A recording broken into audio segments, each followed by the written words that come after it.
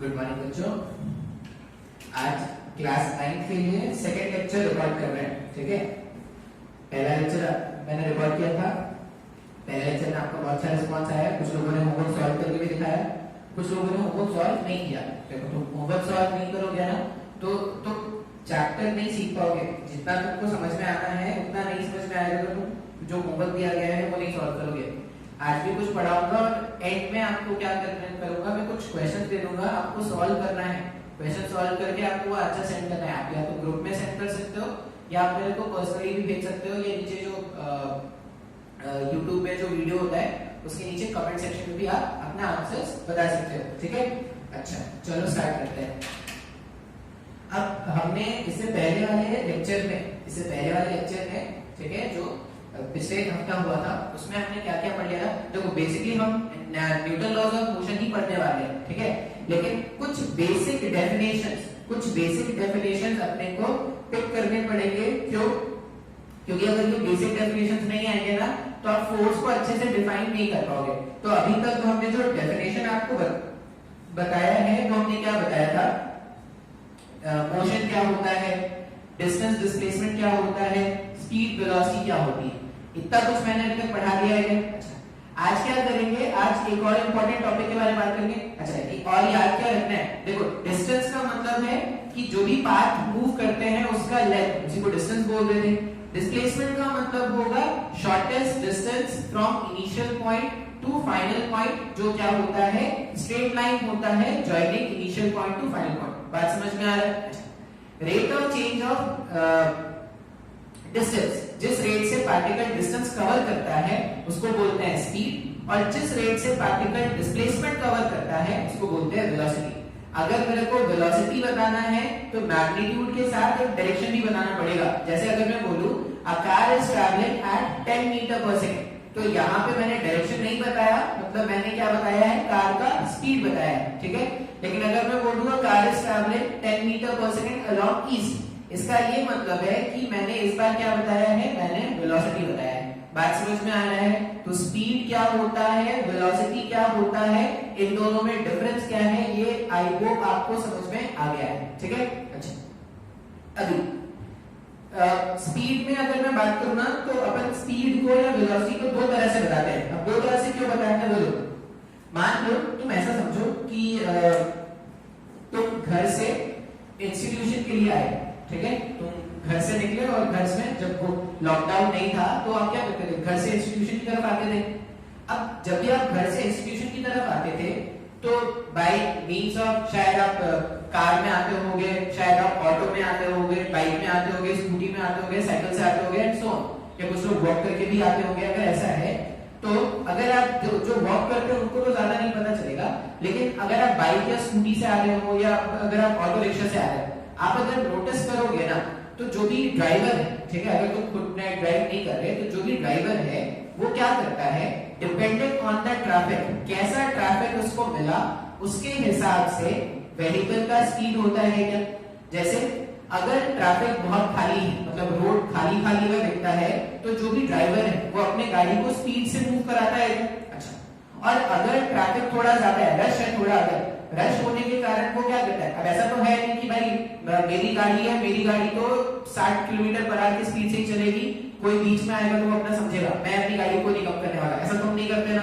हम क्या करते हैं, डिपेंडिंग ऑन द सिचुएशन या depending on the number of people that are outside the road, उस हिसाब से हम क्या करते हैं, अपने व्हीकल की स्पीड को रखते हैं। अगर ज्यादा ट्रैफिक है तो व्हीकल का स्पीड कम होता है, अगर कम ट्रैफिक है तो व्हीकल का स्पीड क्या होता है, ज्यादा होता है। इस तरह से ट्रैवल करते हैं। अच्छा, अब मान लो तुमने क्या किया, ये तुम्हारा घर है और यहाँ पे तुम्हारा इंस्टीट्यूशन, ठीक है, ये घर और यहाँ पे तुम्हारा इंस्टीट्यूशन, और कुछ तो इनके बीच में जो सेपरेशन है वो कितना है, 10 किलोमीटर पर आवर। सॉरी, जो इन दोनों के बीच का जो सेपरेशन है वो कितना है, 10 किलोमीटर का सेपरेशन है। और घर से पेस आने के लिए, जो टाइम लगा, टाइम रिक्वायर्ड है, मान लो 1 आवर का टाइम लगा। ठीक है, घर से पेस आना था, जो टाइम लगा मेरे को वो कितना लगा, 1 आवर। अच्छा, अभी यहां से यहां आते वक्त, यहां से यहां आते वक्त हर पॉइंट का स्पीड एक जैसा होगा क्या? नहीं, पॉसिबल नहीं है ना। स्पीड वैरी हो सकता है, कम ज्यादा हो सकता है। अगर स्पीड कम ज्यादा हो सकता है मतलब किसी भी इंस्टेंट ऑफ टाइम, मान लो मैं बोलूं कि मैं कब निकल रहा था, मैं 4 बजे मैं शाम का निकला था और मैं यहाँ पे अगर 1 घंटा लगने वाला है तो मैं 5 बजे पहुंचूंगा क्या यहाँ पे?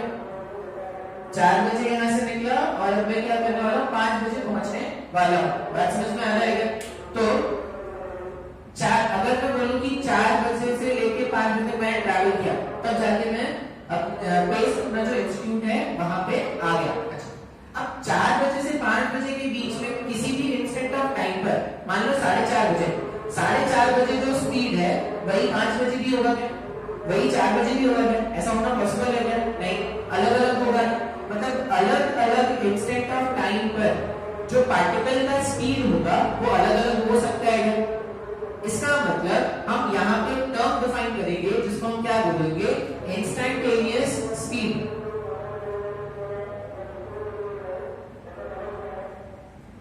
यहाँ पे हम क्या करने वाले हैं? टर्म डिफाइन करने वाले हैं इंस्टैंटेनियस स्पीड। इसका मतलब क्या है? Speed of any particle at any instant of time। ठीक है, किसी भी इंस्टेंट ऑफ टाइम पर पार्टिकल का जो स्पीड है, अगर मुझे वो जानना है तो मैं उसको क्या लिखूंगा? Speed of particle at any instant of time. तो एक मेरा इंस्टेंटेनियस स्पीड है कि मान लो मैं बोलूं कि मुझे एग्जैक्टली 4:30 बजे क्या स्पीड है वो जानना है, तो वो एक पर्टिकुलर इंस्टेंट ऑफ टाइम मिल गया। तो पर्टिकुलर इंस्टेंट ऑफ टाइम पर जो स्पीड मिलेगा उसको क्या बोल रहे हैं? Instantaneous speed. अब एक और स्पीड होता है जिसको हम क्या बोलते हैं? Average speed. ठीक है, एक और स्पीड होता है जिसको हम क्या बोलते हैं? Average speed. अब ये एवरेज स्पीड का मतलब क्या है? मान लो तुमने जब अभी क्लास 8 में थे शायद, जब तुम क्लास 8 में थे तो तुम्हारे पास क्या हो रहा था? एग्जाम्स होते थे। एग्जाम होते थे और हर एग्जाम में अब तुम्हारे सपोज यूनिट टेस्ट होते थे, unit test 1, unit test 2, unit test 3। तो जब तुमसे कोई पूछता था कि तुम्हारे क्लास 8 में कितने मार्क्स हैं, तो तुम क्या बोलते थे? तुम ऐसा बोलते थे, सर यूनिट 1 में तो इतना आया था, यूनिट 2 में इतना आया था, यूनिट 3 में इतना आया था एंड सो ऑन। ऐसा तो नहीं बताते ना। हम क्या बताते हैं? उन सबका एवरेज बताते हैं। बात समझ में आ रहा है क्या?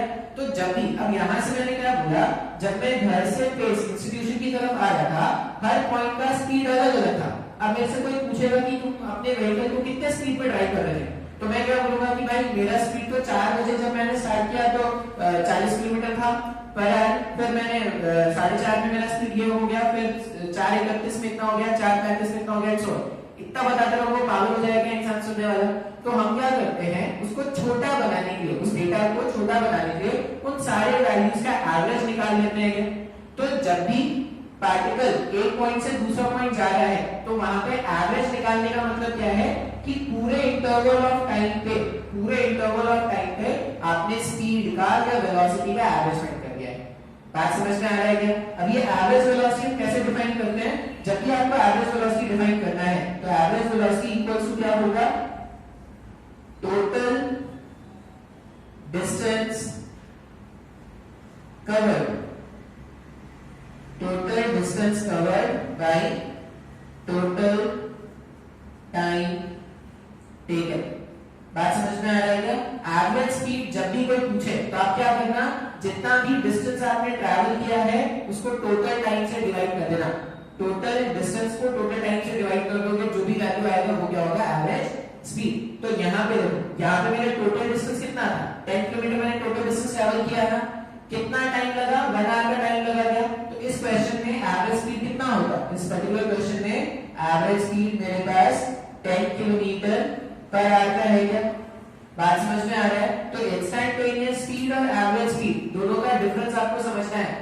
इंस्टैंटेनियस स्पीड मतलब किसी भी इंस्टेंट ऑफ टाइम पर पार्टिकल का जो स्पीड है वो उसका इंस्टैंटेनियस स्पीड हो गया। और एवरेज स्पीड का मतलब क्या हो गया? जब पूरे टाइम इंटरवल में, मतलब पूरे टाइम इंटरवल में वो वो जितना डिस्टेंस ट्रैवल करेगा उसको टोटल टाइम से डिवाइड कर दोगे तो जो वैल्यू आएगा वो क्या है, एवरेज स्पीड। तो दो तरह से हम क्या करते हैं, स्पीड या वेलोसिटी कैलकुलेट करते हैं। बात समझ में आ रहा है क्या, हाँ या ना? अच्छा, अगर इतना समझ में आ गया है तो हम ठीक है। नेक्स्ट वर्ड जो हमको सीखना है वो क्या है, acceleration.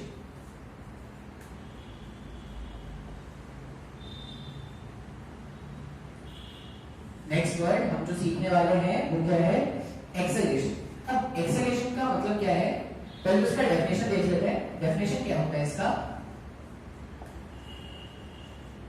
Rate of change of velocity. अच्छा, अभी तुम्हारे सिलेबस में ना rate of change of velocity भी बोल देना या rate of change of speed भी बोल देना, दोनों में से कुछ भी बोल दोगे, दोनों सही है तुम्हारे लिए, ठीक है। तो क्योंकि वेलोसिटी का भी डायरेक्शन एस्पेक्ट के बारे में बात करते नहीं है, तो तुम अभी ऐसा समझ लो कि rate of change of velocity है या rate of change of speed है, दोनों ही क्या है, एक्सेलरेशन। बात समझ में आ रहा है? अब इसको समझने के लिए ना, इसको समझने के लिए क्या करते हैं, एक्सेलरेशन एक एग्जांपल देखते हैं। एक एग्जांपल से ज्यादा अच्छे समझ में आएगा। मान लो एक बिल्डिंग है ऐसा,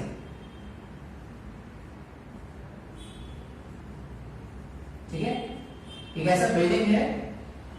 अब बिल्डिंग है तो ग्राउंड पे खड़ा होगा। अब ये जो बिल्डिंग है ना, क्या करेंगे, इस बिल्डिंग के टॉप पे चले जाएंगे। यहाँ पे क्या हो गया, बिल्डिंग के टॉप पे चले गए, कूदना नहीं है यहाँ से, बिल्डिंग के टॉप पे चले गए, ध्यान रखना है कूदना नहीं है। क्या करेंगे, बिल्डिंग के टॉप से यहाँ पे एक ऑब्जेक्ट है, ठीक है, मान लो क्रिकेट बॉल है, इसको क्या करते हैं, ड्रॉप करते हैं यहाँ पे।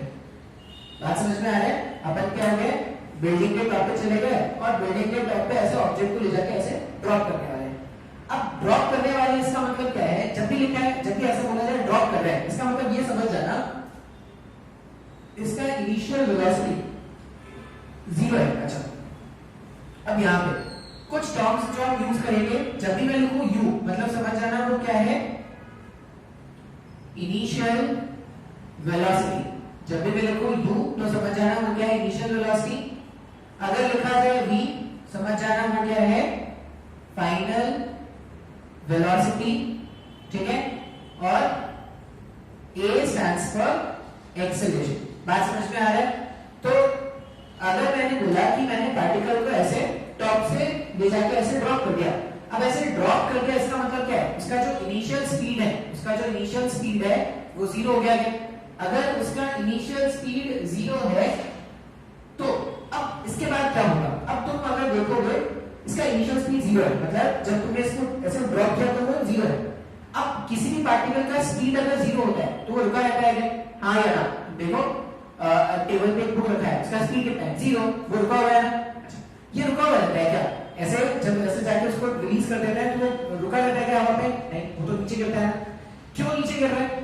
अब क्यों नीचे गिर रहा है, तो यहाँ पे अर्थ है क्या, अर्थ है, और हम क्या जानते हैं, अर्थ किसी भी ऑब्जेक्ट को, हम ये जानते हैं कि अर्थ किसी भी ऑब्जेक्ट को अपनी तरफ अट्रैक्ट करता है। अच्छा, अर्थ किसी भी ऑब्जेक्ट को अपनी तरफ जब अट्रैक्ट करेगा, ठीक है, तो एक फोर्स लगा के वो अट्रैक्ट करता है, उसको क्या बोलते हैं, ग्रेविटेशनल फोर्स, पढ़ा होगा हमने। तो ये जो अर्थ है वो इसको अट्रैक्ट करेगा ना, तो बिकॉज ऑफ अर्थ इसमें क्या होगा, एक नीचे की तरफ फोर्स आना स्टार्ट हो जाएगा क्या, हाँ या ना? अर्थ ने इसको क्या किया, नीचे खींचना स्टार्ट कर दिया, तो ये जो ऑब्जेक्ट है उस पे नीचे की तरफ एक फोर्स आना स्टार्ट हो जाएगा। अब बिकॉज ऑफ दिस फोर्स, ये जो फोर्स है, इस फोर्स के कारण ही क्या होता है, एक एक्सेलरेशन क्रिएट होता है, जिसको हम क्या बोलते हैं, एक्सेलरेशन ड्यू टू ग्रेविटी। तो यहां पर क्या लिख रहे हैं, because of the force, because of the force applied by earth and because of the force applied by the earth, the object will have an acceleration acceleration due to gravity. बात समझ में आ रहा है क्या? तो यहाँ पे क्या होने वाला है, फोर्स के कारण एक एक्सेलरेशन डेवलप होने वाला है। इसको जो फोर्स मिला ना उसके कारण एक एक्सेलरेशन डेवलप होगा, और वो जो एक्सेलरेशन डेवलप होगा उसको हम क्या बोलेंगे, एक्सेलरेशन ड्यू टू ग्रेविटी। अच्छा, अब ये जो एक्सेलरेशन ड्यू टू ग्रेविटी जो डेवलप होता है उसको हम g से रिप्रेजेंट करते हैं। ये जो एक्सेलरेशन ड्यू टू ग्रेविटी है जो डेवलप होगा उसको g से रिप्रेजेंट करते हैं, और उसका वैल्यू क्या होता है, उसका वैल्यू होता है 9.8 मीटर पर सेकंड स्क्वायर। लेकिन हम क्या करेंगे, जब ये क्वेश्चन सॉल्व करेंगे तो g के वैल्यू को हम 10 मान के सॉल्व किया करेंगे। फॉर इजी कैलकुलेशन के लिए हम एक्सेलरेशन को हमेशा 10 मीटर पर सेकंड स्क्वायर ही मानेंगे। अब यहाँ पे देखो, मैंने अब तक तुमको ये नहीं समझाया कि एक्सेलरेशन होता है क्या, मैंने बस इतना बता दिया कि ऑब्जेक्ट था, टॉप पे ले जाके ऐसे ड्रॉप करने वाले हैं। अगर ऑब्जेक्ट को टॉप पे ले जाके ड्रॉप करने वाले हैं तो वो नीचे गिरना स्टार्ट करता है। नीचे क्यों गिर रहा है, क्योंकि इस पे एक फोर्स लग रहा है जो कौन अप्लाई कर रहा है, अप्लाई कर रहा है ग्राउंड। अब जो फोर्स है उसको बोलते हैं फोर्स ऑफ ग्रेविटेशन, तो ग्रेविटेशनल फोर्स है, और इस ग्रेविटेशनल फोर्स के कारण इस ऑब्जेक्ट पे एक्सेलरेशन डेवलप हो रहा है जिसको हम बोलते हैं एक्सेलरेशन ड्यू टू ग्रेविटी। बात समझ में आ रहा है क्या? उस एक्सेलरेशन ड्यू टू ग्रेविटी का वैल्यू कितना है, 9.8 मीटर पर सेकंड स्क्वायर, और g को कितना, या सिंपल कैलकुलेशन के हम g को कितना मानेंगे, 10 metre per second square. I hope तुमको इतना समझ में आया है। अच्छा, अब अगर इतना समझ में आया है ना तो ध्यान से समझते हैं कि अब उसमें होगा क्या। जैसे इसको रिलीज करेंगे क्या होने वाला है, अब वो वहां पे एनालाइज करेंगे। हमने एक्सेलरेशन क्या बोला है, rate of change of speed. जिस रेट से पार्टिकल का स्पीड चेंज होगा वही तो उसका एक्सेलरेशन है ना। एक्सेलरेशन का डेफिनेशन क्या बोला है, rate of change of speed. जिस रेट से पार्टिकल का स्पीड चेंज होगा वही उसका एक्सेलरेशन है। अब ध्यान से समझो, मान लो मैं ऐसा बोल रहा हूं कि एक्सेलरेशन जो है वो है 10 मीटर पर सेकंड स्क्वायर, ऐसा लिखा है एक्सेलरेशन। इस एक्सेलरेशन को मैं ऐसा भी लिख सकता हूं क्या, दैट इंप्लाइज एक्सेलरेशन जो है वो 10 metre per second square. Metre per second square का मतलब ऐसा है क्या, सेकंड इनटू सेकंड। इसी एक्सेलरेशन को ये भी लिख सकते हैं क्या, 10 मीटर पर सेकंड। हाँ या ना, यही तो डेफिनेशन है। देखो 10 मीटर पर सेकंड पर 1 सेकंड। बात समझ में आ रहा है क्या? 10 metre per second, metre per second किसका यूनिट था, स्पीड का यूनिट है क्या, पर सेकंड। इसका ये मतलब है, आप याद क्या रखना, याद ये रखना, अगर किसी पार्टिकल का एक्सेलरेशन, अगर किसी पार्टिकल का acceleration 10 metre per second square है तो उसका स्पीड हर 1 सेकेंड के बाद 10 मीटर पर सेकेंड से चेंज हो जाएगा। बात समझ में आ रहा है? ये नोट है जो आपको याद रखना है। मैंने बोला कि पार्टिकल के पास एक्सेलरेशन है कितना, 10 मीटर पर सेकेंड स्क्वायर, तो उस पार्टिकल का स्पीड हर 1 सेकेंड में 10 मीटर पर सेकेंड से चेंज होने वाला है। ये डेफिनेशन आपको याद रखना है एग्जांपल के तौर पे। बात समझ में आ रहा है? हमने क्या लिखा, एक्सेलरेशन में तरह से लिख दिया, जब तोड़ के देखा तो वो क्या है, 10 मीटर पर सेकेंड पर 1 सेकेंड। इसका मतलब हर एक 1 सेकेंड के बाद उसका जो स्पीड होना है वो 10 मीटर पर सेकेंड से चेंज होना है। बात समझ में आ रहा है क्या? अब इसी को हम यहाँ पे अप्लाई करके देखते हैं। अब यहाँ पे एक्सेलरेशन कितना है, यहाँ पे जो एक्सेलरेशन है वो 10 मीटर पर सेकेंड स्क्वायर का एक्सेलरेशन है क्या। इसका मतलब 1 सेकेंड में स्पीड कितना चेंज होगा, 10 से चेंज होगा। अगर 1 सेकेंड में स्पीड 10 से चेंज होगा, अभी स्पीड कितना है, अभी तो मैंने ड्रॉप किया है, अभी स्पीड क्या है, 0 है। तो speed after 1 second, speed after 1 second, 1 second के बाद इसका स्पीड क्या होना है, 10 से चेंज हो जाना है ना। 10 से चेंज हो जाना है मतलब क्या हो जाएगा, 10 मीटर पर सेकेंड हो जाएगा, हाँ या ना। फिर 2 सेकंड के बाद पार्टिकल का स्पीड क्या हो जाएगा, 2 सेकंड के बाद ये 20 मीटर पर सेकंड हो गया। 3 सेकंड के बाद कितना हो जाएगा, 3 सेकंड के बाद ये 30 मीटर पर सेकंड हो गया, एंड सो ऑन। बात समझ में आ रहा है? तो अगर पार्टिकल के पास एक्सेलरेशन है, इससे हमको क्या समझना है कि पार्टिकल के पास एक्सेलरेशन है, इसका मतलब हर 1 सेकंड में उसका जो स्पीड है वो 10 मीटर पर सेकंड से बदलने वाला है। सब मेरे को नहीं एक्सेलरेशन क्या है ये बात समझ में आ रहा है आपको? सिंपल सा याद रखना कि अगर पार्टिकल के पास एक्सेलरेशन है तो पार्टिकल का स्पीड चेंज होगा। अच्छा, किस रेट से चेंज होगा तो वो उसके एक्सेलरेशन से डिसाइड करेंगे। अगर मैं बोलूं कि पार्टिकल का एक्सेलरेशन है 5 मीटर पर सेकेंड स्क्वायर, इसका मतलब हर 1 सेकेंड के बाद उसका जो स्पीड है वो कितना चेंज होना चाहिए? 5 मीटर पर सेकेंड से चेंज होना चाहिए। अगर आपको इतना समझ में आया है ना तो एक सिंपल सा क्वेश्चन सॉल्व करके देखते हैं। एक सिंपल सा क्वेश्चन सॉल्व करके देखते हैं।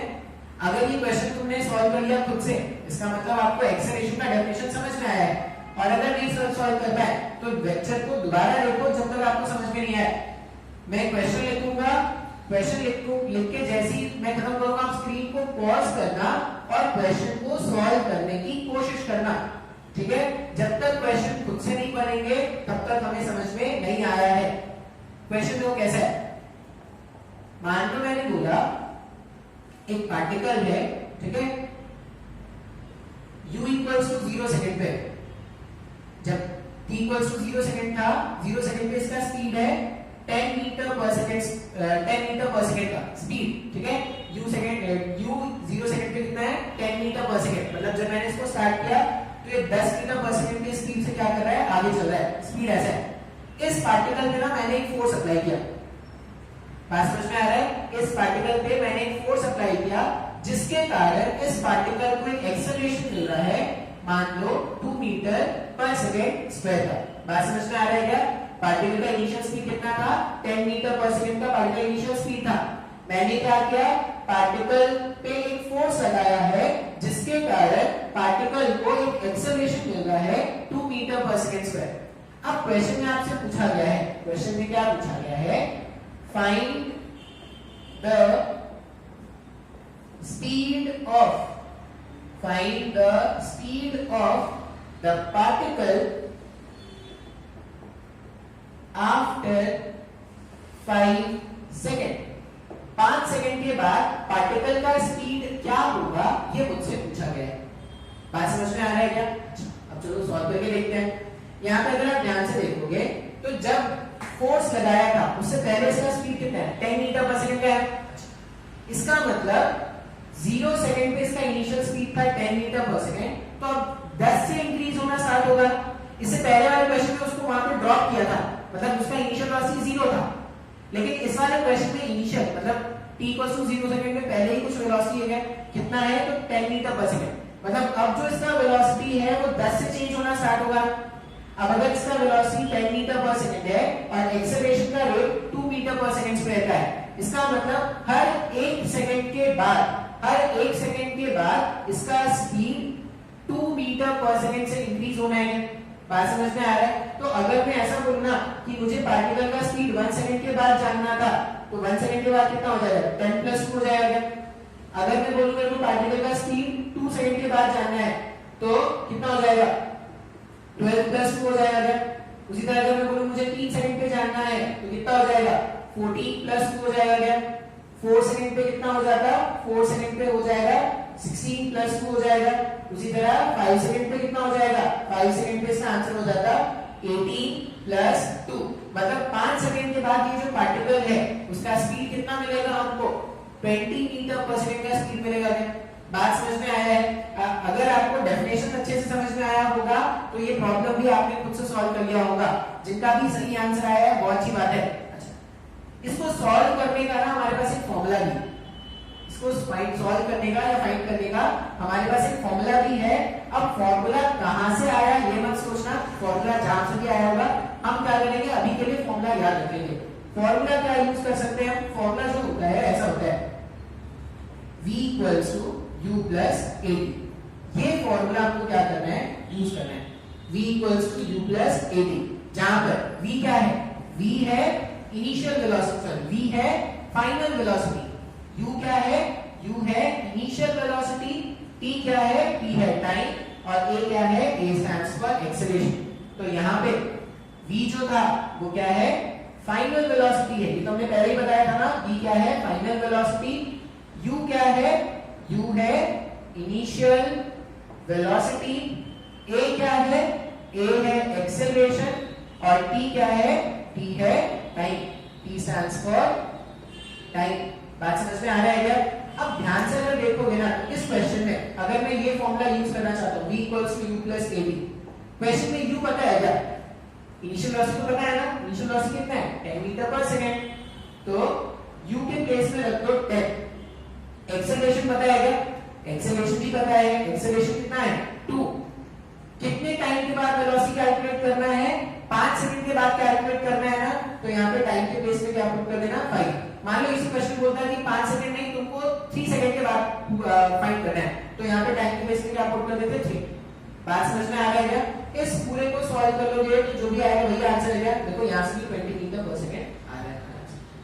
बात समझ में आ रहा है क्या? तो अगर पार्टिकल के पास एक्सेलरेशन है तो याद क्या रखना कि उसका स्पीड चेंज होता रहेगा। बात समझ में आया है क्या? हाँ या ना? इसको नोट कर लो, फिर अपन क्या करते हैं? रिटार्डेशन समझते हैं। रिटार्डेशन क्या होता है?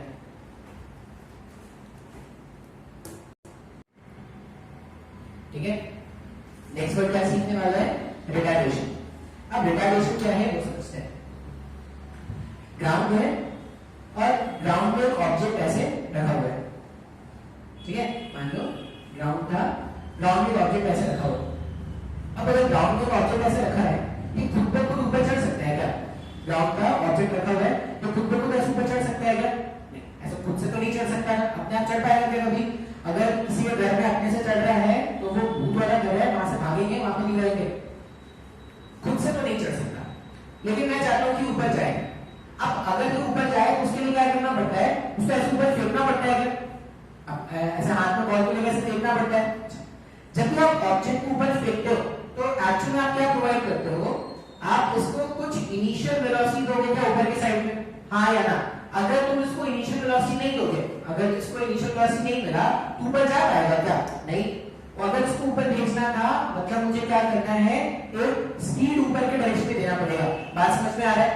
मान लो मैंने इसको ऊपर के डायरेक्शन में स्पीड दिया। कितना स्पीड दिया मैंने?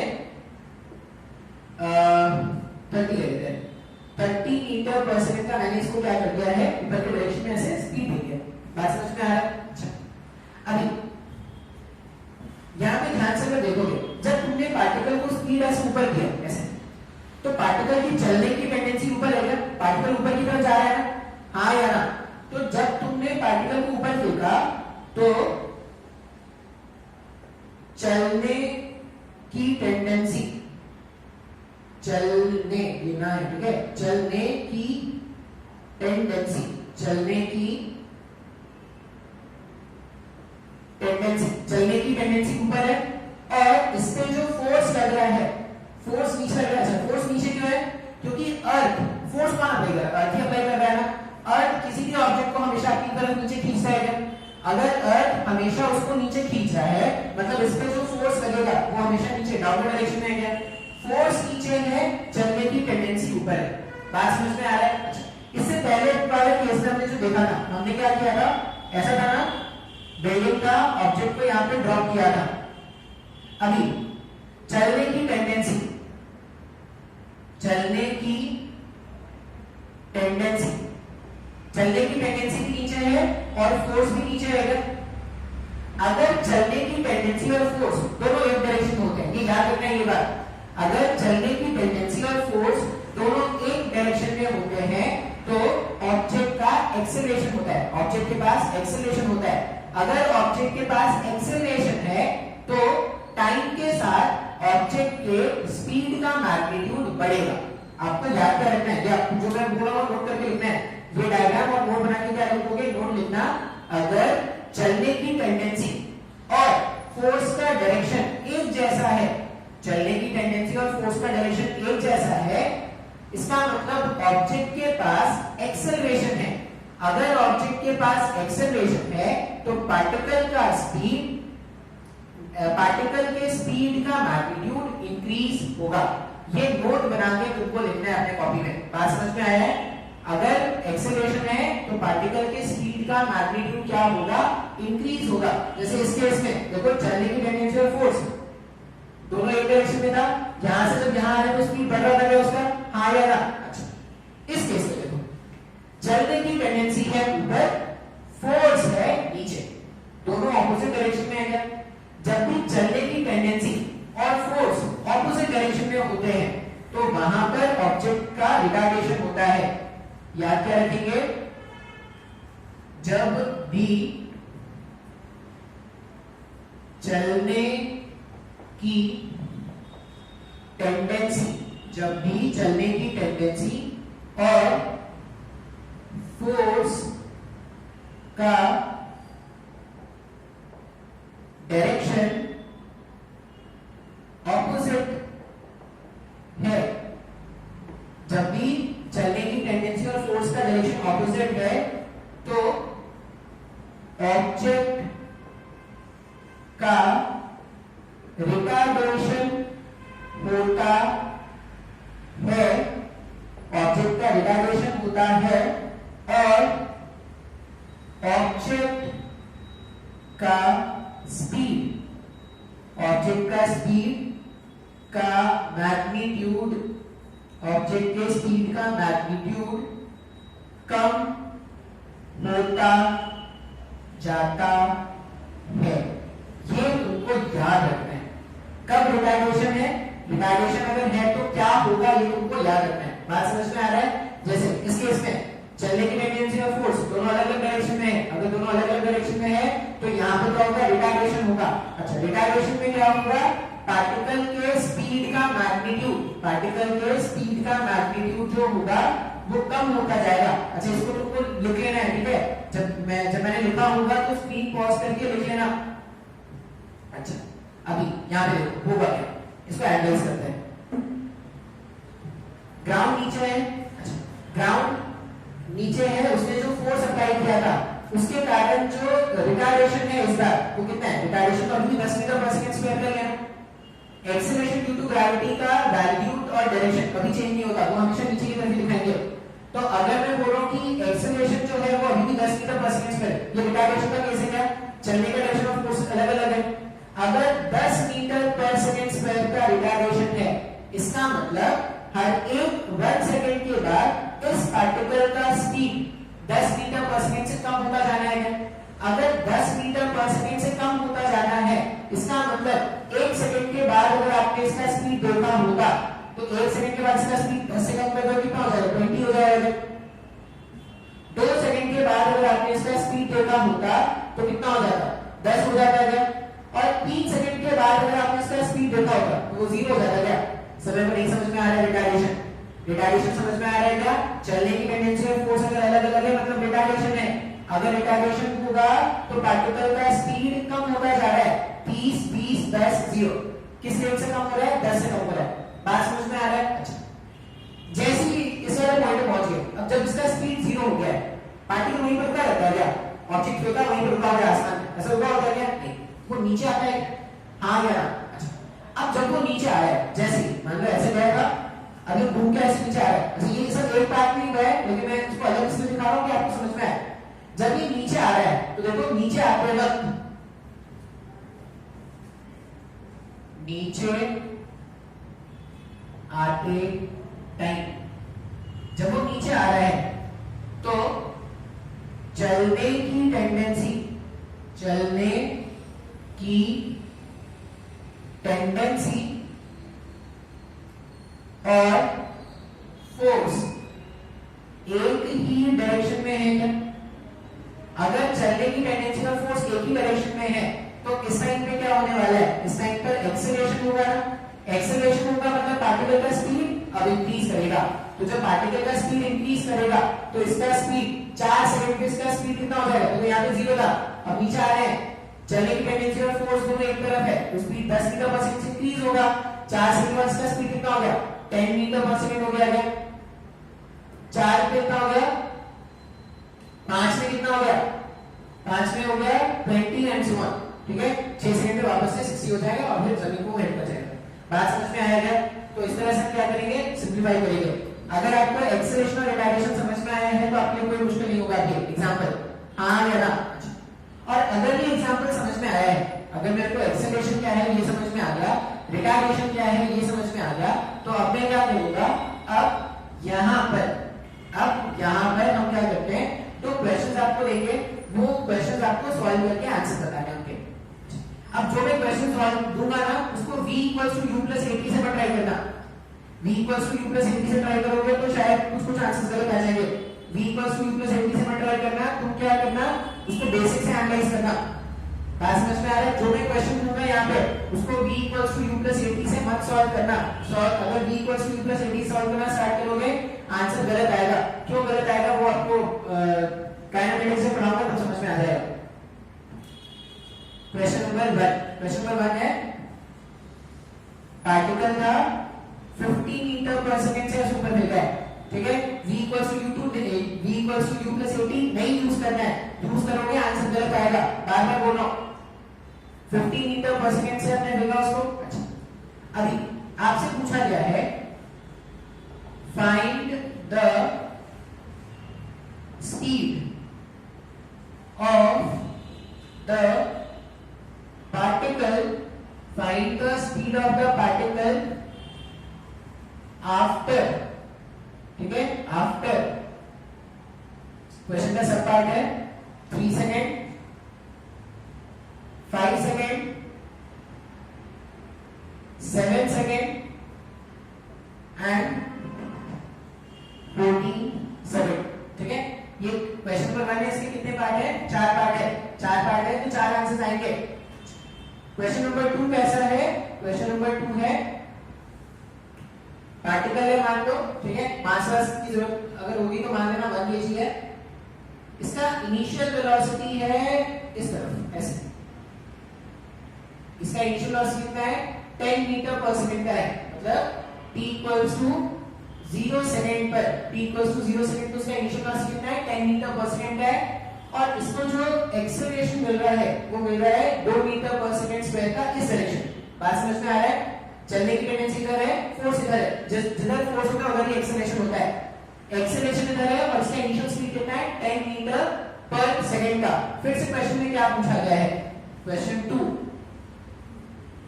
Find the speed of the particle after, ठीक है। क्वेश्चन नंबर 1 कितना है?